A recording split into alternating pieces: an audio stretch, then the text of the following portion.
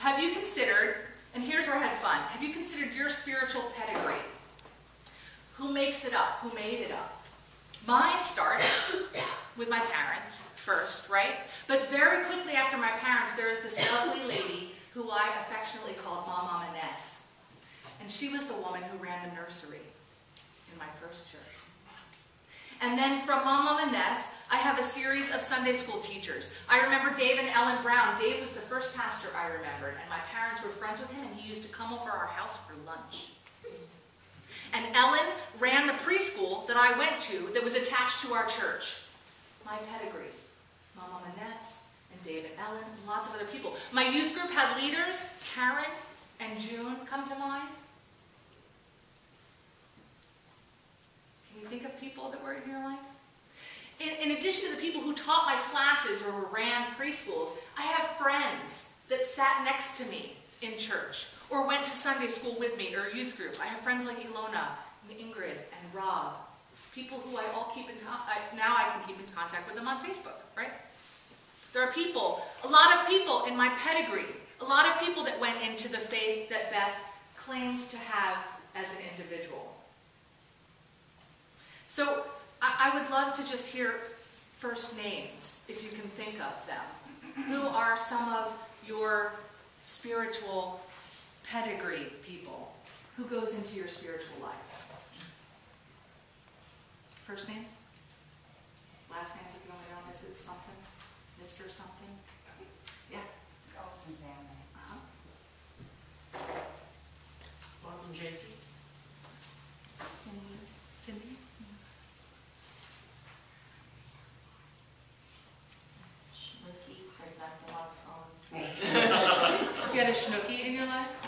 But not the famous one now. But to you, famous. Who else? Who goes into your spiritual pedigree? You didn't get this on your own. Bill. As a way of saying thanks, who are they?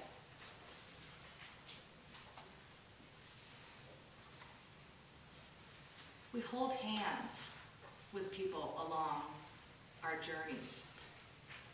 People who have invested in us. Sometimes formally, like I said, in classes, and then sometimes informally. Most of the time, informally, in friendships and in hugs and in passing the peace. We hold hands with one another. We don't do this individually. Sometimes it'd be easier to do it individually. I'll give you that. But we don't. It's simply impossible to separate our individual faith from the faith that is passed down to us.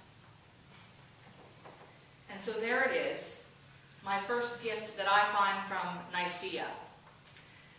Among its historical and political and theological aims, they claimed a Christian family. We believe in one church. One church. One family. And I'll tell you what, there is an awful big debate among pastors of whether or not we should call church a family. Because families are messy. That's fascinating to me. That instead of calling it that, or we would just choose not to call it that because we don't want to admit that we're messy. One church, one family tree. Rooted in Jesus, planted by God, with its branches reaching every which way. One church, one family, with its diversity of language and culture and its expressions of faith and life, growing into the world and then feeding that world with the gifts that we have, with the fruit that we have. One church, one faith, one family, sharing its fruit of love and joy, peace and patience, kindness and gentleness, faith and goodness, meekness and self-control. One church, one family, and like most families, we have a hard time being patient with one another, and gentle, it's just easier to tell it like it is. One church, one family, with its family systems, the older children, the younger children, the overachievers, the not overachievers, the weird uncle who burps at the table, and the odd pinches your cheeks but can't remember your name? One church, one family, with its bruises and its brokenness, with its hurt and then hurting others, with its faith being tested and its joy compromised. One church, one family that sometimes judges each other's faith.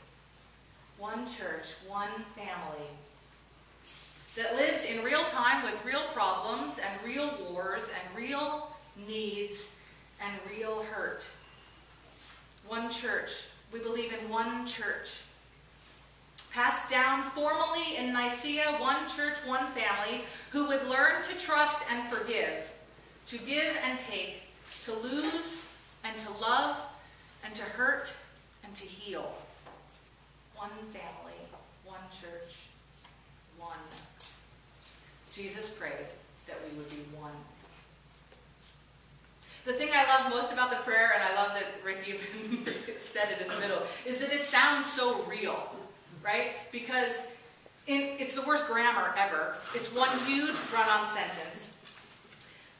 But that's what our prayers actually sound like when we pray them in real time. Oh, I mean, all of us can edit and make a creative, poetic prayer. Anyone can do that. But if you're just writing what you actually think in the moment while you're trying to figure it out, that's how we sound. In real time, when we're trying to make it through, our prayers sound exactly like our text today.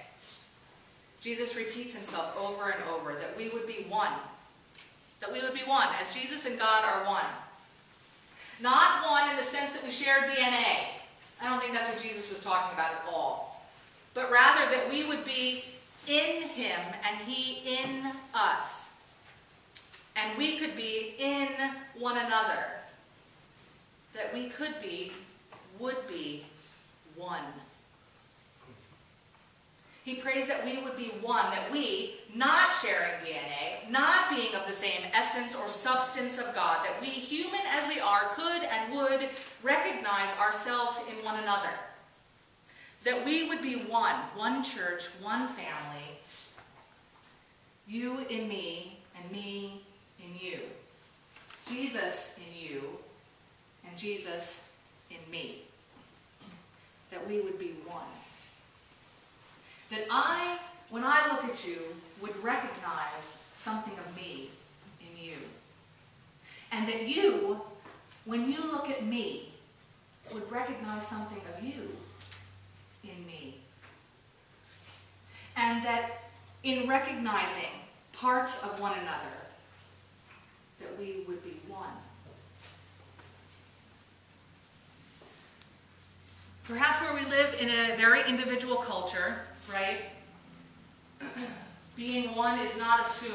It's kind of hard to translate for us to think about it. When I went looking for this concept in the Hebrew scriptures, I actually had a hard time finding it explicitly. And then I realized that's because that's the only thing they do. That you don't write down stuff that's assumed. Except for in songs and prayers. And so we read part of a song today. Right? How good and pleasant it is when brothers and sisters dwell in unity. And we read Jesus' prayer. Jesus was reared in a culture, in a faith tradition that was absolutely family.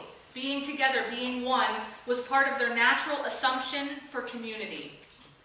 It was so natural that they wouldn't have written it down. He prays that we adopt the same oneness. Don't get me wrong. You can find it everywhere. You understand what I'm saying, right? I'm not saying that I made it up, that it's not in Hebrew scriptures. I'm saying it's everywhere, so they didn't have to say it in a sentence. He prays that we would adopt that same oneness that was so bred in him, so important to him. What then do we do when we find things that keep us from being one?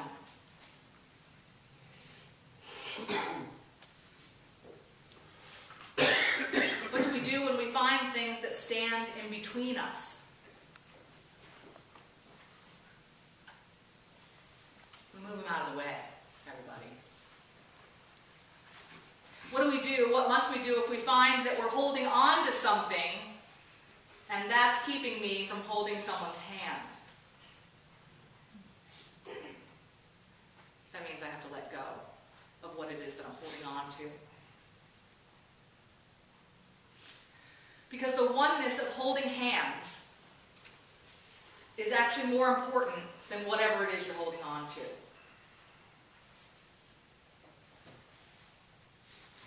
We believe in one church, one family. Dear God, help us to be one.